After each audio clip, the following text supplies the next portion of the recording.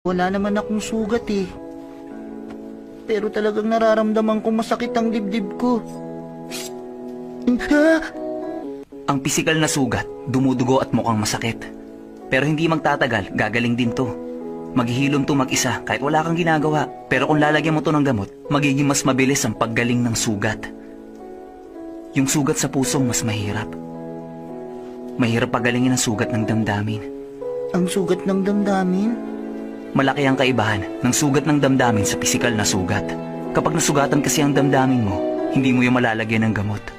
May pagkakataon nga na hindi na yun gumagaling. At alam mo, isang bagay lang ang maaaring makagamot sa sugat ng damdamin. Ang kaso nga lang, hindi yung ganong kadaling makuha. Saka matatanggap mo lang yun mula sa ibang tao.